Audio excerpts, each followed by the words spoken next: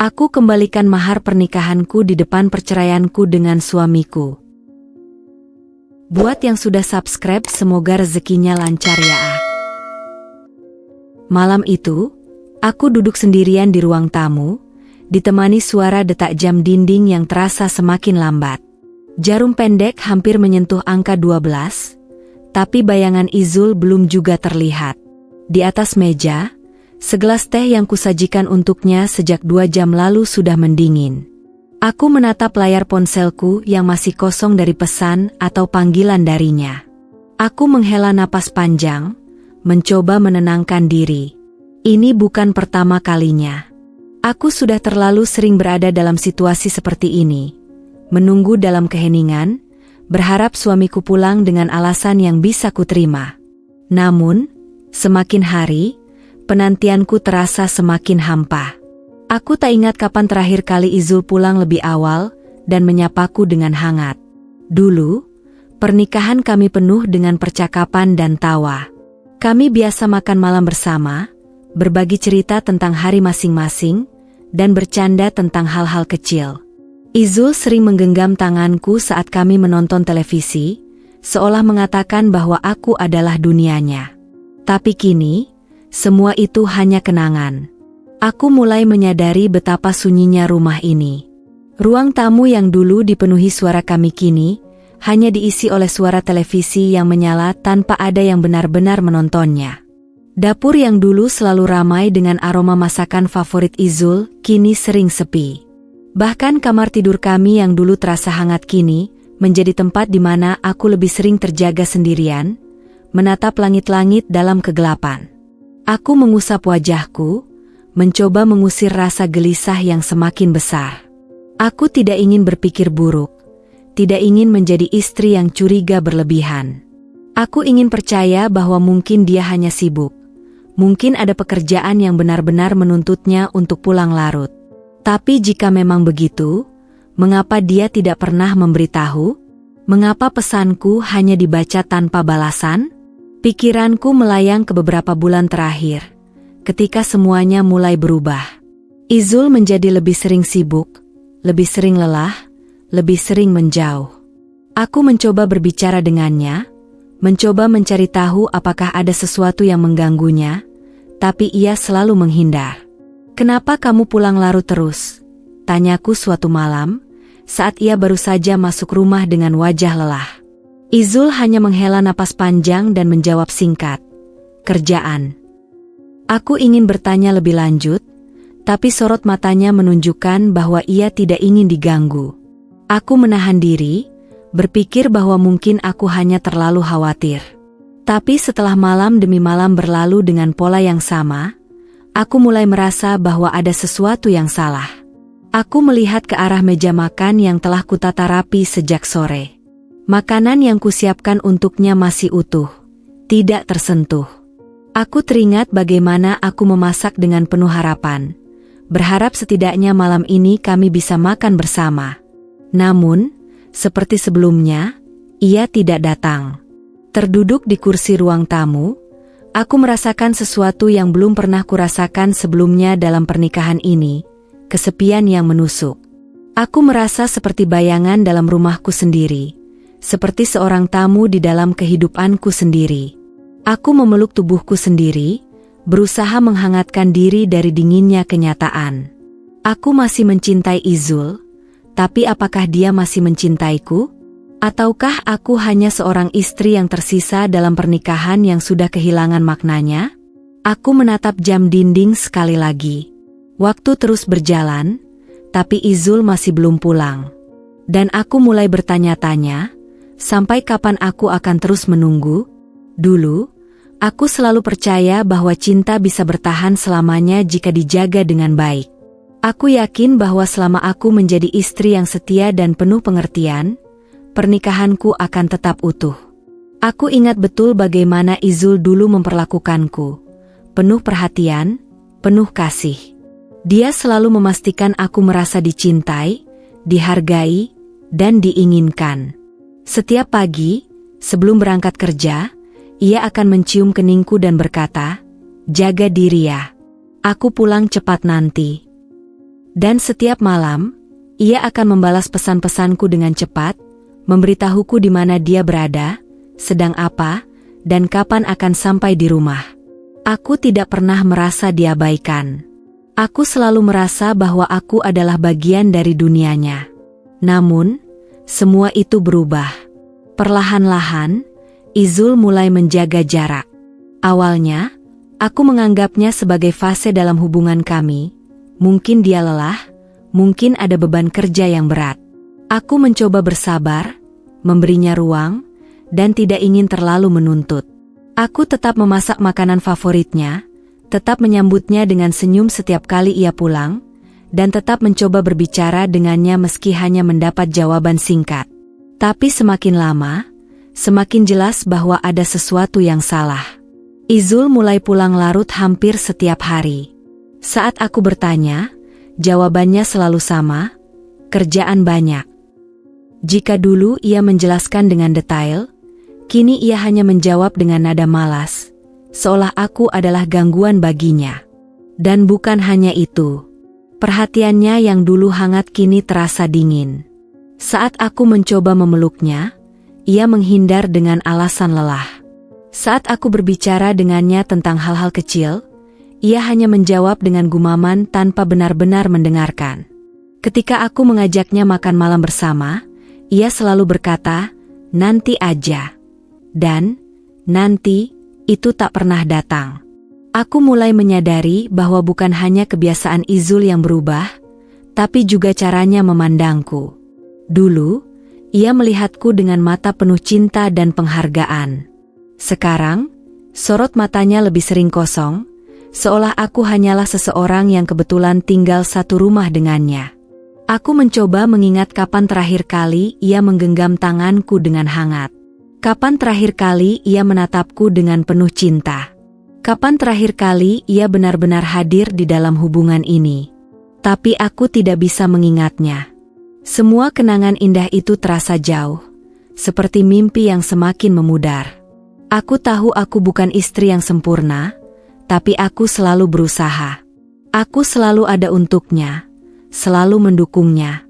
Jadi, jika ada yang salah, mengapa ia tidak memberitahuku?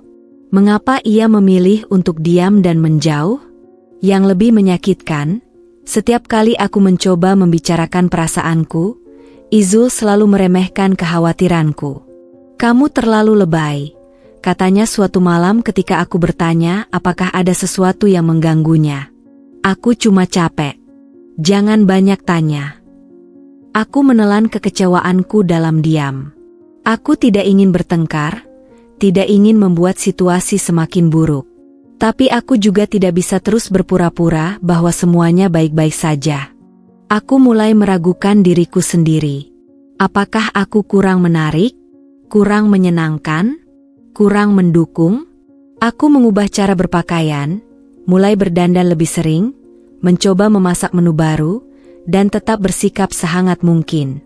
Tapi semua usahaku sia-sia. Izul tetap sama, dingin, jauh, dan semakin sulit dijangkau. Saat malam tiba, aku hanya bisa berbaring di tempat tidur, menunggu Izul pulang tanpa tahu apakah ia benar-benar ingin kembali ke rumah ini. Aku menggenggam selimut erat-erat, berusaha menahan air mata yang mulai menggenang di sudut mataku. Aku merasa seperti seorang istri yang mulai kehilangan suaminya, tapi lebih dari itu, aku merasa seperti seorang wanita yang mulai kehilangan dirinya sendiri. Pagi itu, aku bangun lebih awal dari biasanya. Matahari belum sepenuhnya muncul, tetapi aku sudah duduk di tepi tempat tidur, menatap cermin di meja rias. Wajah yang kulihat di sana tampak lelah, mataku sedikit sembab akibat kurang tidur. Aku menghela napas panjang. Semalaman aku tidak bisa berhenti memikirkan perubahan Izul. Aku ingin percaya bahwa semua ini hanya sementara. Bahwa mungkin dia benar-benar sibuk, benar-benar lelah, dan tidak bermaksud mengabaikanku. Aku mencoba meyakinkan diri sendiri bahwa semua kekhawatiranku hanya hasil dari pikiranku yang berlebihan. Tapi hati kecilku tahu itu tidak benar. Aku mulai memperhatikan hal-hal kecil yang terasa tidak biasa. Dulu, Izul selalu pulang dengan ekspresi lelah, tetapi tetap meluangkan waktu untuk berbicara denganku. Sekarang, setiap kali ia pulang larut, wajahnya tidak menunjukkan kelelahan, tetapi lebih seperti seseorang yang sedang menyembunyikan sesuatu. Aku juga mulai memperhatikan kebiasaannya dengan ponsel. Izul dulu tidak pernah keberatan jika aku meminjam atau melihat layar ponselnya. Tetapi akhir-akhir ini, ponselnya selalu bersamanya, bahkan saat ke kamar mandi. Jika ada pesan yang masuk, ia langsung mengambilnya dan membalas dengan cepat, terkadang dengan senyum tipis yang tidak lagi kutemukan saat ia bersamaku. Suatu hari, saat ia sedang mandi, aku melihat ponselnya tergeletak di meja. Aku ragu sejenak, tetapi rasa penasaran dan kegelisahanku lebih kuat. Aku meraih ponsel itu, tetapi ternyata sudah terkunci dengan pola yang berbeda dari sebelumnya. Dadaku terasa sesak. Sejak kapan Izul mengganti kunci ponselnya? Sejak kapan ia merasa perlu menyembunyikan sesuatu dariku? Aku menatap layar ponsel itu lama, berharap ada sesuatu yang bisa memberiku jawaban. Tetapi aku tahu, ini lebih dari sekadar layar yang terkunci, ini tentang kepercayaan yang perlahan memudar. Aku meletakkan ponsel itu kembali tepat di tempatnya sebelum Izul keluar dari kamar mandi. Saat ia melihat ponselnya, ia langsung menggenggamnya dan memasukkannya ke dalam saku. Tidak ada kata-kata, tetapi gerak-geriknya terasa salah. Aku ingin bertanya, tetapi aku takut pada jawabannya. Namun, rasa curigaku semakin kuat saat aku mulai memperhatikan perubahan lain pada dirinya. Izul, yang dulu tidak terlalu peduli dengan penampilannya, kini sering berdandan lebih rapi sebelum berangkat kerja. Ia mulai memakai parfum yang jarang ia gunakan sebelumnya, sering menatap cermin lebih lama, dan memastikan bahwa kemejanya tidak kusut. Suatu kali, aku memberanikan diri untuk berkomentar, mencoba menyembunyikan kecurigaanku dengan nada bercanda. "Kamu kelihatan lebih rapi sekarang. Ada yang spesial di kantor?" Tanyaku sambil tersenyum. Izul hanya tertawa kecil, tetapi ada sesuatu di matanya yang membuatku tidak nyaman.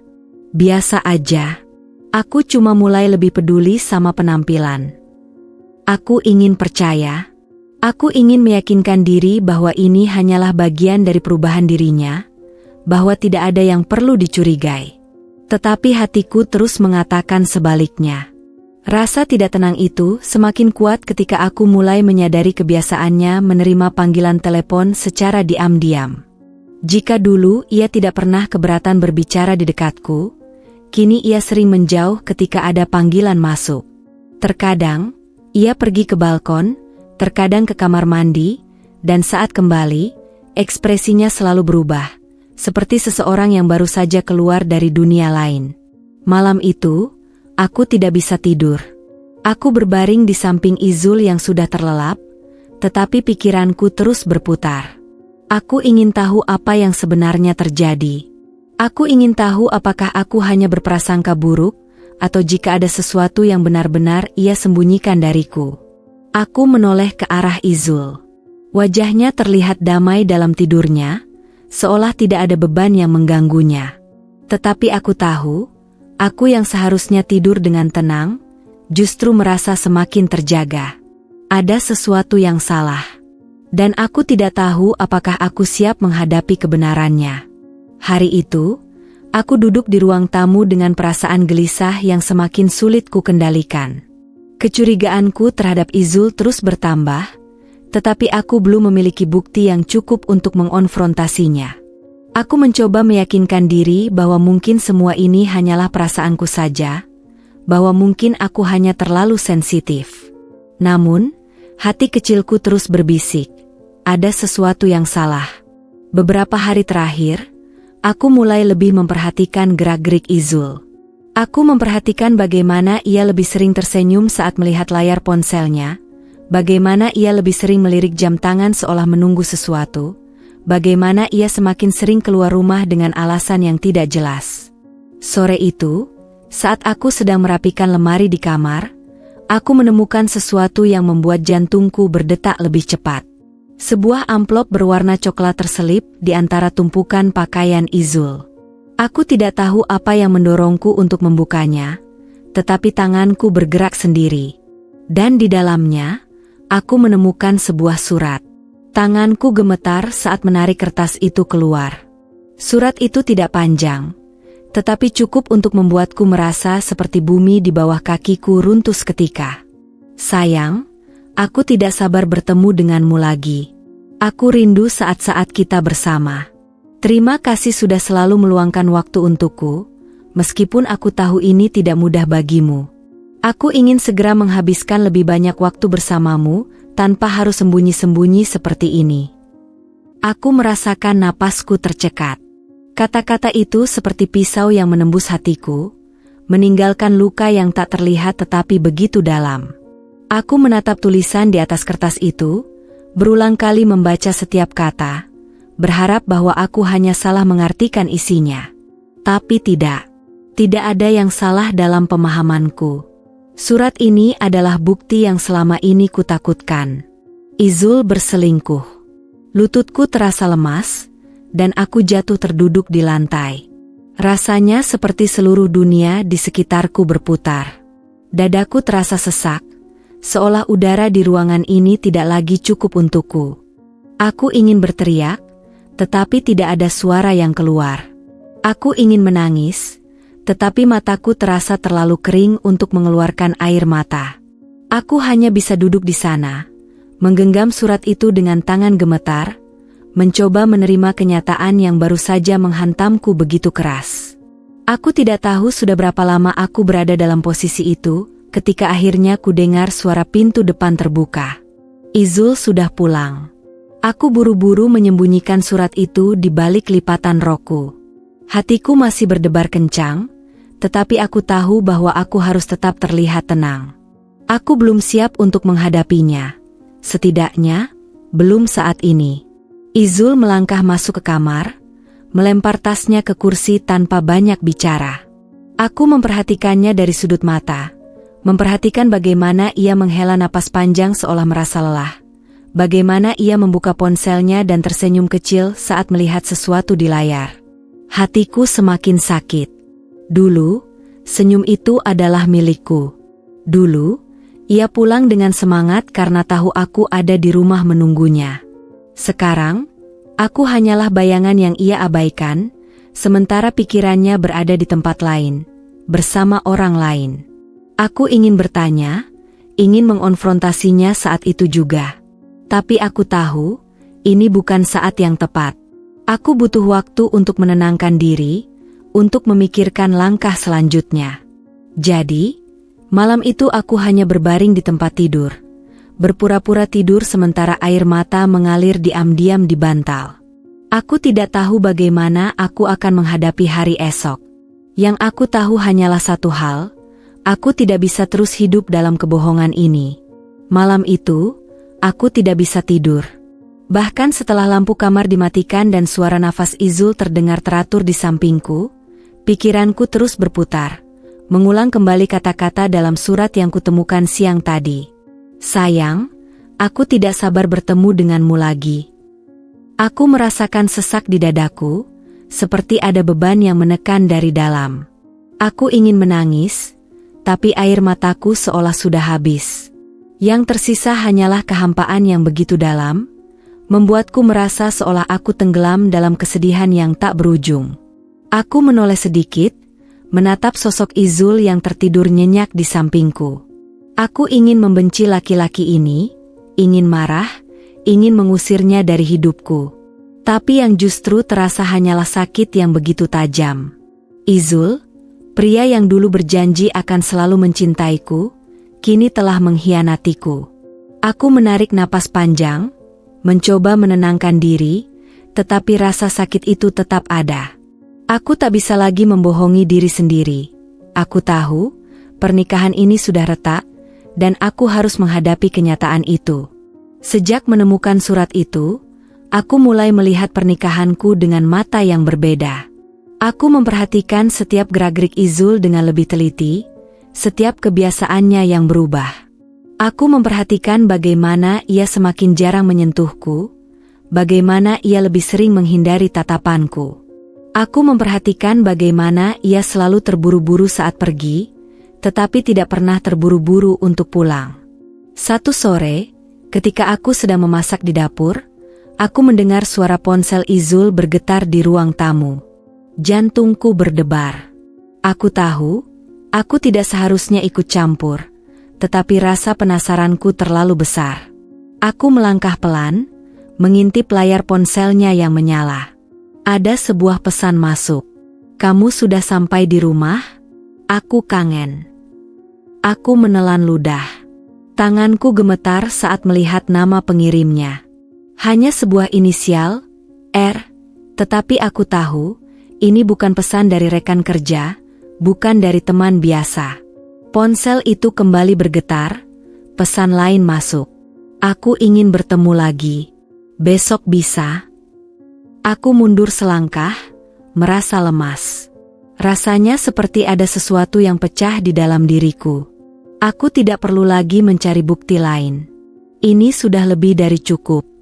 Malam itu, saat Izul pulang, aku tidak lagi menyambutnya seperti biasanya. Aku hanya duduk di sofa, menatap layar televisi tanpa benar-benar memperhatikan apa yang sedang diputar. Izul melangkah masuk, melepas sepatunya dengan santai seolah tidak ada yang terjadi. Ia tidak menyapaku, tidak bertanya bagaimana hariku. Seakan-akan aku hanyalah bagian dari furnitur di rumah ini, ada, tetapi tidak dianggap penting.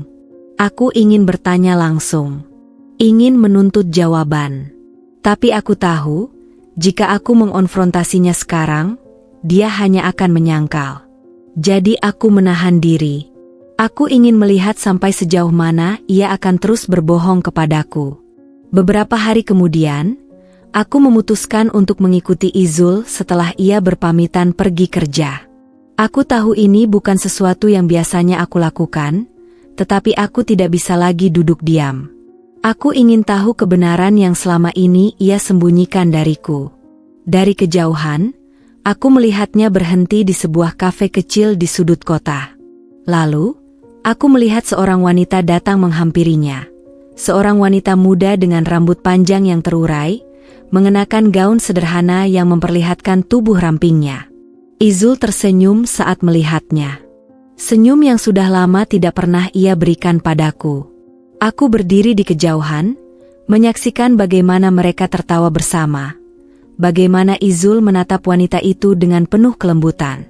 Mata yang dulu hanya untukku, kini menatap orang lain. Dadaku terasa sesak. Aku tidak tahu berapa lama aku berdiri di sana sebelum akhirnya berbalik dan pergi. Aku sudah mendapatkan jawaban yang kucari. Dan jawaban itu lebih menyakitkan dari yang pernah kubayangkan. Hari itu, aku berjalan pulang dengan langkah berat. Apa yang baru saja kulihat di kafe masih terputar jelas dalam pikiranku. Izul dan wanita itu duduk berhadapan, berbagi tawa, berbicara dengan begitu akrabnya. Aku seolah bukan lagi bagian dari dunianya.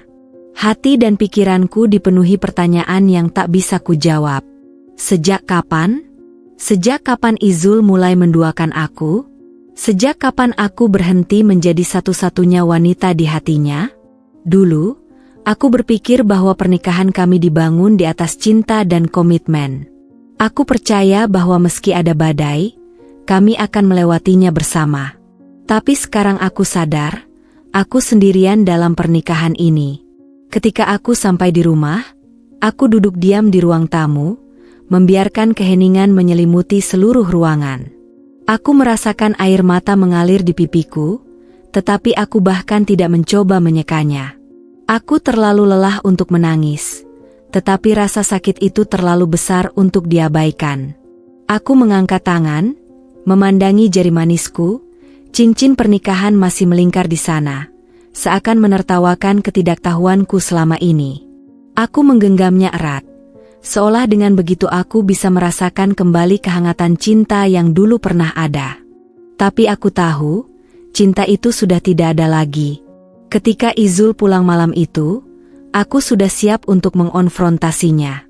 Aku tidak bisa lagi menahan diri, Tidak bisa lagi berpura-pura bahwa semuanya baik-baik saja.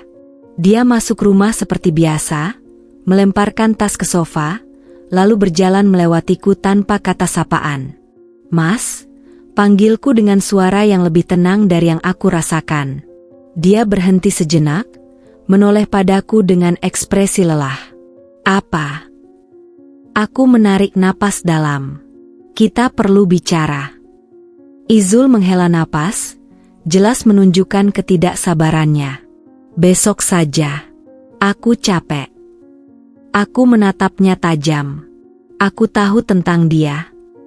Untuk pertama kalinya dalam berbulan-bulan, aku melihat sesuatu dalam ekspresi Izul, kejutan, ketakutan, dan akhirnya kemarahan. "Apa maksudmu?" tanyanya, suaranya berubah lebih tajam. Aku berdiri, mendekatinya sambil menatap matanya. "Aku tahu kamu selingkuh, Mas. Aku melihatmu di kafe dengan wanita itu. Aku melihat bagaimana kamu tersenyum padanya, bagaimana kamu berbicara dengannya, bagaimana kamu memberinya perhatian yang sudah lama tidak kamu berikan padaku." Wajah Izul menegang. Dia melipat tangan di dada dan mendecakkan lidahnya.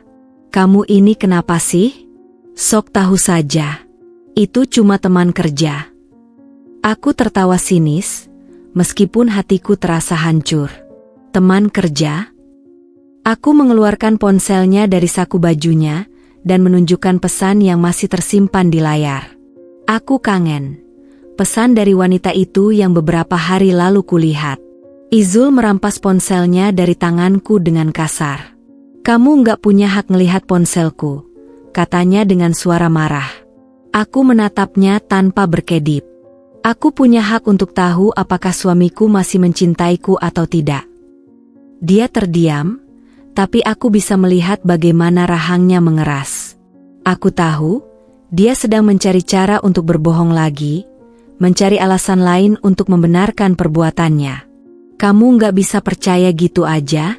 Itu nggak seperti yang kamu pikirkan," katanya akhirnya. Aku tersenyum pahit. "Lalu seperti apa? Jelaskan padaku, Mas. Apa yang aku lihat tadi? Apa yang tertulis di pesan itu? Aku ingin mendengar penjelasanmu." Izul mengacak-acak rambutnya dengan frustrasi. "Ya Tuhan, kamu ini selalu mencari masalah. Kenapa nggak bisa diam dan percaya saja padaku?" Hatiku mencelos. Kenapa aku harus percaya? Kalau setiap bukti mengatakan sebaliknya? Aku menggelengkan kepala. Aku tidak buta, Mas. Aku tidak sebodoh itu. Aku sudah cukup lama pura-pura tidak melihat, tapi aku tidak bisa lagi. Dia menghela napas kasar, lalu menatapku dengan penuh kemarahan. "Kalau kamu sudah nggak percaya lagi sama aku, kenapa masih di sini? Kenapa nggak pergi saja?" Kata-katanya menusukku lebih dalam dari yang kuduga. Jadi ini yang dia inginkan? Aku pergi? Aku menarik napas panjang, berusaha menahan air mata yang ingin keluar. Aku harus kuat. Aku tidak boleh menunjukkan kelemahan di depan pria yang telah menghancurkan hatiku. "Aku memang akan pergi," kataku akhirnya, suaraku mantap. "Tapi bukan karena kamu yang menyuruhku. Aku akan pergi karena aku memilih untuk berhenti menjadi wanita yang terus dipermainkan." Aku melihat ekspresi Izul berubah sedikit, seolah dia tidak menyangka aku akan mengatakan itu. Tapi aku tidak peduli lagi. Malam terasa begitu panjang setelah pertengkaran kami. Aku terbaring di tempat tidur, menatap langit-langit kamar yang terasa lebih dingin dan asing dari sebelumnya. Izul tidak masuk kamar. Aku mendengarnya di ruang tamu, mengobrol lewat telepon dengan suara rendah. Aku tidak perlu menebak dengan siapa dia berbicara. Aku memejamkan mata, mencoba membayangkan masa-masa indah kami dulu, ketika Izul masih laki-laki yang kucintai. Laki-laki yang menatapku dengan penuh kasih, yang menyentuh tanganku dengan lembut, yang selalu menanyakan kabarku dengan ketulusan. Tapi bayangan itu semakin kabur, semakin jauh, tergantikan oleh sosok asing yang kini berbagi rumah denganku. Aku sadar, aku tidak bisa terus seperti ini. Aku tidak bisa terus hidup dalam kebohongan dan ketidakbahagiaan. Ketika aku bangun keesokan paginya, aku sudah mengambil keputusan. Aku bangkit dari tempat tidur dengan perasaan yang lebih ringan, meski hatiku masih penuh luka. Aku berjalan ke lemari dan mulai mengemasi pakaian serta barang-barang pribadiku. Setiap helai pakaian yang kumasukkan ke dalam koper adalah bukti dari tahun-tahun yang telah kuhabiskan di dalam pernikahan ini. Aku mengambil foto pernikahan kami yang masih tergantung di dinding kamar. Aku menatapnya sejenak, wajahku yang tersenyum bahagia di samping Izul, yang saat itu masih menggenggam tanganku seolah aku adalah dunianya. Aku menghela napas panjang sebelum akhirnya memasukkan foto itu ke dalam koper, bukan sebagai kenangan manis, tetapi sebagai pengingat akan perjalanan yang telah kutempuh. Saat aku keluar dari kamar dengan koper di tangan, Izul sedang duduk di meja makan, menyeruput kopi hitamnya seperti biasa. Seakan tidak ada yang terjadi, seakan pernikahan kami tidak berada di ambang kehancuran. Dia menoleh dan mengangkat alis. Mau kemana? Aku menatapnya dalam-dalam sebelum menjawab dengan suara yang tenang, aku pergi. Izul meletakkan cangkir kopinya dengan sedikit kasar. Maksudmu? Aku akan meninggalkan rumah ini, kataku. Suaraku tetap mantap meski ada getaran kecil di dalam hatiku. Aku sudah cukup, Mas. Aku sudah cukup bertahan dalam pernikahan yang hanya menyakitiku. Dia tertawa sinis, bersandar ke kursi dengan tangan menyilang. Oh, jadi kamu pikir pergi adalah solusinya? Aku mengangguk. Ya, karena bertahan hanya membuatku semakin kehilangan diriku sendiri. Izul menggelengkan kepala. Jangan dramalah, kamu hanya marah. Nanti juga kamu kembali. Aku tersenyum tipis, tapi ada kesedihan di balik senyum itu. Tidak, Mas. Aku tidak akan kembali. Aku sudah memutuskan. Aku melihat sesuatu dalam ekspresi Izul, sesuatu yang mirip dengan kepanikan. Tapi aku tahu, bukan kepanikan karena kehilangan aku. Itu lebih kepada kepanikan karena dia kehilangan kendali atas situasi ini. Dia menghela napas kasar. Terserah. Pergi saja kalau itu yang kamu mau. Aku mengangguk. Aku tidak lagi mengharapkan permintaan maaf, tidak lagi mengharapkan dia berjuang untuk mempertahankan aku. Aku tahu, bagi Izul, aku sudah bukan lagi prioritas. Aku melangkah ke pintu, tapi sebelum aku pergi, aku berbalik dan berkata, aku akan mengembalikan mahar pernikahan kita saat sidang cerai nanti. Aku ingin kamu tahu, aku tidak membawa apapun darimu. Aku pergi dengan hati yang hancur, tapi setidaknya aku masih punya harga diriku. Izul tidak menjawab. Dia hanya duduk diam, menatapku dengan ekspresi yang sulit diartikan. Aku menghembuskan napas terakhir sebelum akhirnya keluar dari rumah itu, meninggalkan semua kenangan yang dulu pernah membuatku bahagia. Hari sidang akhirnya tiba, dan aku merasakannya lebih berat dari yang aku bayangkan. Persiapan hari ini bukan sekadar tentang proses hukum, tapi juga tentang keberanian untuk menghadapi kenyataan yang telah lama kuhindari. Pagi itu, aku mengenakan pakaian yang sederhana, tetapi cukup memberi kesan percaya diri. Tentu saja, aku merasa tidak sempurna, dan masih ada keraguan dalam diriku, namun aku bertekad untuk menyelesaikan semua ini. Aku tahu, ini adalah salah satu momen yang akan menentukan masa depanku. Izul sudah ada di ruang sidang saat aku tiba, duduk dengan keluarganya yang tampak penuh dengan aura kepercayaan diri yang salah. Aku bisa melihat bagaimana mereka menyusun strategi, berusaha menekan dan mengintimidasi diriku. Aku mencoba untuk tidak memperhatikan mereka, meski hatiku bergejolak. Pengacara kami sudah siap dengan semua bukti yang diperlukan, termasuk bukti perselingkuhan Izul. Aku merasa seolah-olah hari ini adalah titik balik, sebuah pembebasan dari kebohongan yang selama ini menghantuiku. Saat sidang dimulai, suasana terasa tegang. Aku duduk di kursi, tangan terlipat di pangkuan, berusaha untuk tetap tenang meskipun hatiku berdegup kencang. Izul duduk di seberang, Wajahnya tampak tak berperasaan, tetapi aku tahu dia pasti merasa terpojok. Pengacaraku mulai membacakan fakta-fakta yang mendukung gugatan cerai kami. Aku memperhatikan wajah Izul yang semakin gelisah. Setiap kata yang dilontarkan oleh pengacaraku adalah penegasan tentang kebohongan yang telah dipelihara selama bertahun-tahun. Izul mulai terlihat cemas, meski ia berusaha menyembunyikan ketidaknyamanannya. "Apa yang ingin Anda sampaikan, Bapak Izul?" pengacara hakim bertanya, memecah ketegangan. Izul terdiam sejenak, menatapku dengan tajam. Aku bisa merasakan bahwa ia ingin mengalihkan perhatiannya. Ia berusaha mempertahankan ketenangannya meskipun semua bukti yang ada mengarah padanya. "Ini semua tidak benar," Izul akhirnya berkata dengan suara yang sedikit gemetar. "Laila terlalu berlebihan. Semua ini adalah salah paham." Aku menatapnya, tak percaya dengan kata-katanya.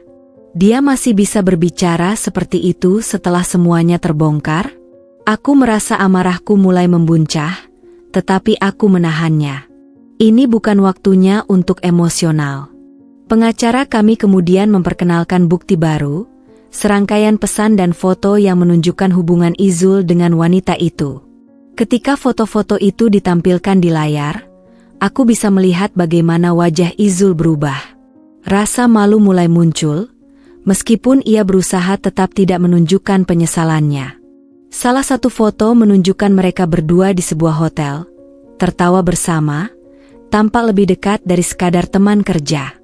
Izul tidak bisa lagi mengelak. Izul berusaha memberikan penjelasan, tapi kata-katanya semakin tidak meyakinkan. "Itu hanya kecelakaan.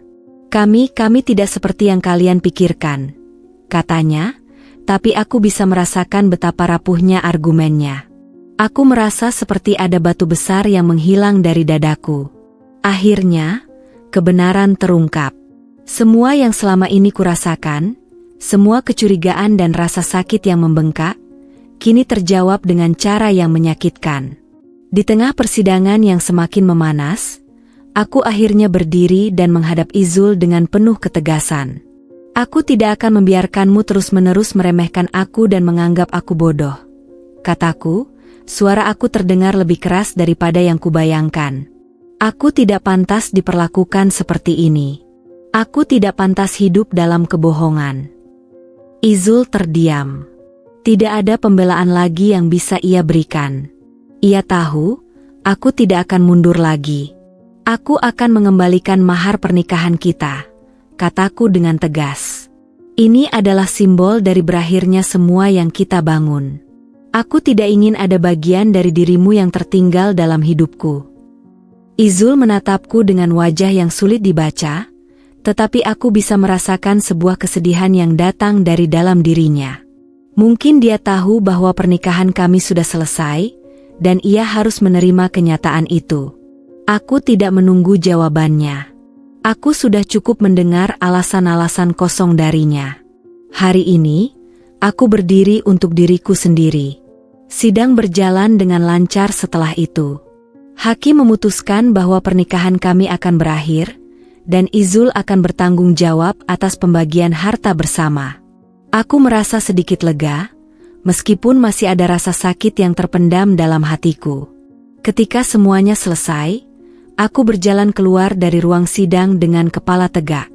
Aku tahu, hidupku tidak akan pernah sama lagi, tetapi aku sudah mengambil langkah yang benar. Meninggalkan Izul, mengembalikan mahar pernikahan, dan menutup babak gelap dalam hidupku. Aku merasa ringan, meskipun masih ada sisa-sisa kepedihan. Namun, aku tahu bahwa keputusan ini adalah langkah pertama untuk membangun kembali hidupku yang baru. Hidup yang penuh harapan, kebahagiaan, dan cinta untuk diriku sendiri. Akhirnya, aku bisa berkata dengan yakin, aku bebas. Proses perceraian selesai, tapi perasaan hampa tetap menghantui setiap langkahku. Aku merasa seperti sedang berjalan di antara bayang-bayang masa lalu yang suram dan cahaya masa depan yang masih belum jelas. Namun, meskipun hatiku terluka, ada rasa pemberdayaan yang perlahan tumbuh di dalam diriku. Aku tidak tahu apa yang akan terjadi ke depan, tetapi satu hal yang pasti, aku tidak akan kembali ke kehidupan yang pernah membuatku merasa terjebak dan tak berarti. Ini adalah waktuku untuk menata kembali hidupku, untuk menjadi pribadi yang lebih kuat, lebih mandiri, dan lebih bahagia. Setelah sidang, aku kembali ke rumah orang tuaku. Di sana, aku merasa ada ketenangan yang menyelimuti diriku. Meskipun mereka tidak pernah berkata banyak, mereka selalu ada untukku, memberikan dukungan tanpa syarat. Aku mulai merasa bahwa hidup ini bisa lebih dari sekadar berjuang dalam pernikahan yang salah. Hari-hari pertama pasca perceraian terasa seperti perjalanan panjang yang belum selesai. Aku bangun lebih pagi, memulai rutinitas yang baru, dan mencoba menyibukkan diri dengan hal-hal yang sebelumnya terabaikan, terutama karierku. Aku mulai kembali menekuni dunia desain grafis, bidang yang dulu sangat aku cintai sebelum aku terlalu tenggelam dalam kehidupan pernikahan yang penuh konflik. Meskipun rasanya seperti memulai dari awal, aku menyadari bahwa aku punya banyak potensi yang belum tergali. Aku bisa melukis dengan tangan sendiri, merancang gambar dengan imajinasi yang luas, dan mengubahnya menjadi karya yang dapat diterima dunia. Aku memutuskan untuk membuka portofolio online dan memulai langkah pertama untuk mencari klien. Dunia luar ternyata tidak seseram yang aku bayangkan. Ada kebebasan dalam bekerja untuk diriku sendiri, dan semakin aku terjun ke dalamnya, semakin aku merasa bahwa aku mengambil langkah yang tepat. Namun, perjalanan baru ini tidak tanpa tantangan. Menjadi ibu tunggal adalah pekerjaan yang jauh lebih berat dari yang aku kira. Mengurus anak, menjalankan rumah tangga, dan mencari nafkah sekaligus membuatku sering merasa kelelahan. Ada banyak malam yang harus kulalui dengan mata yang berat, berusaha menyelesaikan pekerjaan sambil memastikan anakku tidur nyenyak. Namun, meskipun terasa berat, aku merasa semakin kuat. Setiap kali aku melihat senyum anakku, setiap kali dia memelukku dengan penuh kasih, aku merasa ada alasan besar untuk tetap bertahan. Aku ingin memberinya kehidupan yang lebih baik, tanpa harus hidup dalam kebohongan atau rasa takut. Suatu malam, anakku, yang masih kecil, datang mendekat dan berkata, "Ibu, aku suka lihat ibu tersenyum." Kata-katanya menghujam hatiku dengan begitu dalam. Aku sadar bahwa untuk kebahagiaannya, aku harus terlebih dahulu membahagiakan diriku sendiri. Tidak ada yang lebih penting bagiku daripada melihat anakku tumbuh dengan rasa aman dan bahagia, jauh dari segala konflik yang pernah ada di rumah kami. Selain itu, aku mulai belajar untuk membuka hati lagi, meskipun rasa takut dan keraguan masih menyelimuti diriku. Bagaimana bisa aku percaya pada seseorang setelah semua yang Izul lakukan? Setiap kali aku merasa siap untuk membuka diri, bayangan akan pengkhianatan itu muncul kembali. Namun, dalam prosesnya, aku mulai menyadari bahwa bukan semua pria adalah seperti Izul. Ada pria di luar sana yang menghargai wanita dengan tulus, yang tidak melihat pernikahan sebagai alat untuk kepentingan pribadi semata. Aku tidak bisa membiarkan masa lalu menghalangiku untuk memiliki hubungan yang lebih sehat dan penuh cinta. Meskipun hari-hari setelah perceraian berlalu dengan langkah yang berat, aku mulai menyadari betapa pentingnya kebebasan yang akhirnya aku raih. Ada kedamaian yang perlahan menggantikan kecemasan yang dulu mengisi setiap hari-hariku.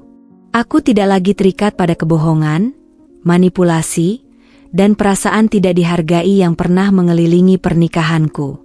Aku merasakan, untuk pertama kalinya dalam beberapa tahun, bahwa aku memiliki kontrol penuh atas hidupku.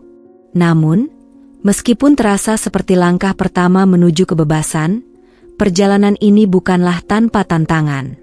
Menjadi ibu tunggal di tengah upayaku membangun kembali hidup terasa seperti dua dunia yang bertabrakan. Ada saat-saat di mana aku merasa sangat lelah, tidak hanya secara fisik, tetapi juga mental. Berusaha menyeimbangkan pekerjaan, merawat anak, dan menjaga kesehatan mental sendiri adalah tantangan yang terus menguji ketahananku. Tetapi, setiap kali aku merasakan kesulitan, ada satu hal yang selalu mengingatkanku untuk terus maju. Anakku. Dia adalah alasan aku bangkit setiap pagi, menghadapi dunia yang kadang terasa sangat kejam. Dia memberiku tujuan yang lebih besar, lebih dari sekadar kebahagiaanku sendiri. Aku ingin memberinya masa depan yang lebih baik, yang bebas dari ketegangan dan kebohongan yang pernah menghancurkan keluarga kami.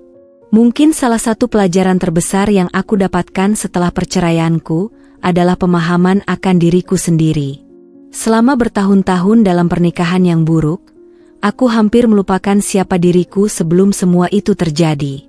Aku menjadi begitu terfokus pada memenuhi kebutuhan orang lain, berusaha untuk menjadi istri yang baik, bahwa aku lupa untuk merawat diriku sendiri. Namun, saat aku mulai menjalani hidup seorang diri, aku perlahan mulai menemukan kembali siapa aku. Aku kembali mencintai hal-hal yang dulu membuatku bahagia. Desain grafis, berkarya, dan merancang dunia sesuai dengan visiku. Aku tidak lagi merasa tertekan untuk memenuhi ekspektasi orang lain. Ini adalah waktuku untuk mengejar impian yang sempat terpendam. Pekerjaanku di bidang desain grafis berkembang pesat.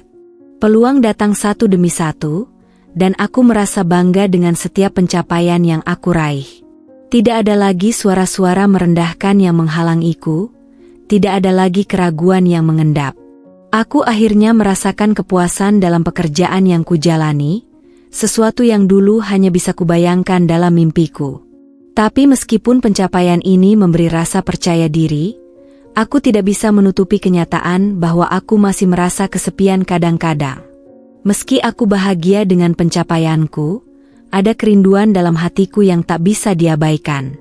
Aku merindukan kehangatan, perasaan dicintai, dan dukungan yang pernah kuimpikan dalam pernikahanku yang dulu. Di tengah perjalanan ini, aku bertemu dengan Rian lebih sering. Meskipun awalnya kami hanya berbicara tentang pekerjaan, lama-kelamaan aku mulai merasa nyaman dengan kehadirannya. Rian berbeda dengan Izul. Dia tidak terburu-buru, tidak menuntut, dan yang paling penting, dia menghargai diriku. Rian mulai menjadi teman yang lebih dekat. Kami berbagi banyak hal, bukan hanya tentang pekerjaan, tetapi juga tentang kehidupan pribadi, harapan, dan impian. Aku merasa dirinya hadir dengan cara yang berbeda, tidak seperti yang pernah aku rasakan sebelumnya. Tidak ada tekanan atau ketakutan, hanya percakapan yang mengalir dengan alami. Suatu hari, setelah beberapa kali bertemu, Rian mengajakku untuk makan malam. Aku tahu ini mungkin terdengar cepat, tapi aku merasa kita sudah cukup dekat untuk berbicara lebih banyak tentang diri kita, ujarnya dengan lembut. Aku merasakan kehangatan dalam kata-katanya, dan itu membuat hatiku terasa lebih ringan. Kami menghabiskan waktu yang menyenangkan bersama, berbicara tentang segala hal, dari hal-hal ringan seperti film favorit, hingga lebih dalam mengenai kehidupan kami masing-masing. Aku tidak merasa dihakimi. Aku merasa diterima sepenuhnya, bahkan dengan semua luka yang masih ada di dalam diriku. Perlahan, aku mulai membuka hatiku untuk kemungkinan baru. Mungkin ini adalah saatnya untuk mencintai lagi, tetapi dengan cara yang lebih sehat. Dengan Rian, aku merasa bisa menjadi diriku sendiri tanpa perlu takut akan pengkhianatan atau rasa sakit. Kami tidak terburu-buru menuju hubungan yang lebih serius. Kami memberi ruang satu sama lain untuk tumbuh dan belajar, tanpa ada tekanan dari masa lalu. Ada satu momen di suatu sore, setelah kami menghabiskan waktu bersama, ketika Rian memegang tanganku dengan lembut. Aku tahu ini mungkin bukan waktu yang mudah untukmu, tapi aku ingin kau tahu bahwa aku menghargai setiap bagian dari dirimu, katanya dengan tulus. Kalimat itu terasa seperti pelukan hangat yang menenangkan jiwaku yang pernah terluka. Aku menyadari bahwa meskipun cinta itu datang dengan risiko, kali ini aku merasa siap untuk membuka diri lagi. Aku tidak ingin membiarkan masa lalu mengendalikan masa depanku. Aku belajar untuk mencintai diri sendiri terlebih dahulu, dan dengan itu, aku merasa lebih siap untuk mencintai orang lain. Hidupku sekarang adalah hasil dari keputusan-keputusan yang aku buat. Keputusan untuk melepaskan diri dari hubungan yang merugikan, untuk mengembalikan mahar pernikahan, dan untuk membangun kembali segala sesuatunya dari awal. Meskipun aku masih merasa ada sisa-sisa luka, aku tidak membiarkan itu menghalangiku. Aku tahu, aku tidak bisa kembali ke masa lalu, dan aku tidak ingin itu. Masa depanku ada di tanganku, dan aku siap untuk mengambil kendali penuh. Hari-hari yang penuh harapan kini menggantikan hari-hari gelap yang pernah menghantui. Aku tidak tahu apa yang akan terjadi di masa depan, tetapi aku tahu bahwa aku akan terus berjalan, tidak lagi sebagai wanita yang terluka dan terjebak dalam kebohongan, tetapi sebagai wanita yang kuat, mandiri, dan siap untuk menghadapi apapun yang datang. Aku bertekad untuk menciptakan hidup yang penuh arti, baik untuk diriku sendiri maupun anakku. Dan siapa tahu, mungkin di masa depan, cinta sejati yang sejati akan datang, bukan untuk menyembuhkan luka, tetapi untuk merayakan kebahagiaan yang telah kutemukan dalam diriku sendiri. Setelah segala yang kuhadapi, perceraian, pengkhianatan, dan kesendirian, aku akhirnya bisa merasakan kedamaian yang dulu terasa begitu jauh. Kini, aku menghadapinya dengan perspektif yang berbeda. Meskipun perjalanan ini penuh dengan rintangan, aku bisa melihat setiap langkah yang kuambil sebagai bagian dari proses untuk menjadi versi terbaik dari diriku. Setiap luka yang aku rasakan, setiap pengorbanan yang kulakukan, semuanya telah membentuk aku menjadi wanita yang lebih kuat. Masa depan tampak lebih cerah. Aku tahu hidup ini tak akan selalu mudah, tapi aku belajar untuk menghargai setiap detik yang aku jalani. Setiap langkah yang kuambil adalah pilihan untuk menjadi lebih baik, bukan hanya untuk diriku, tetapi juga untuk anakku yang selama ini menjadi alasan aku bangkit. Saat aku kembali memfokuskan diri pada karir dan hidupku, aku menyadari banyak hal yang sebelumnya terabaikan. Salah satunya adalah potensi besar yang ada dalam diriku. Selama bertahun-tahun dalam pernikahan, aku merasa terhambat untuk berkembang, selalu terjebak dalam rutinitas yang dipenuhi dengan konflik dan ketidakbahagiaan. Namun, setelah perceraianku, aku kembali menemukan gairah dalam pekerjaanku sebagai desainer grafis. Aku mulai mendapatkan proyek-proyek baru yang lebih besar dan lebih menantang, yang memberikan kepuasan batin yang belum pernah kurasakan sebelumnya. Ini bukan hanya soal penghasilan, tetapi tentang bagaimana aku bisa menciptakan sesuatu yang bisa dilihat orang lain dan dihargai. Rasanya luar biasa bisa berdiri di atas kaki sendiri, mengukir prestasi dengan cara yang sebelumnya tak pernah aku bayangkan. Aku merasa bebas, bukan hanya secara fisik, tetapi juga mental dan emosional. Bebas dari bayang-bayang masa lalu, bebas dari rasa takut dan penyesalan. Kini, aku bisa mengejar impian yang sempat terkubur, dan hidup ini terasa lebih berarti. Namun, meskipun pencapaian ini membawa kebahagiaan, aku juga menyadari pentingnya keseimbangan. Aku tidak ingin terjebak hanya dalam pekerjaan dan kesibukan tanpa memberi ruang untuk hal-hal lain yang lebih bernilai. Aku ingin menjadi ibu yang baik, teman yang setia, dan wanita yang bisa mencintai dirinya sendiri tanpa syarat. Rian masih ada di hidupku, namun kali ini kami tidak terburu-buru dalam segala hal. Kami terus menjalani hubungan dengan cara yang lebih santai, tanpa tekanan. Aku menghargai ruang yang ada dalam hubungan kami, karena aku tahu, kedewasaan dalam sebuah hubungan bukan tentang kecepatan, tetapi tentang kedalaman.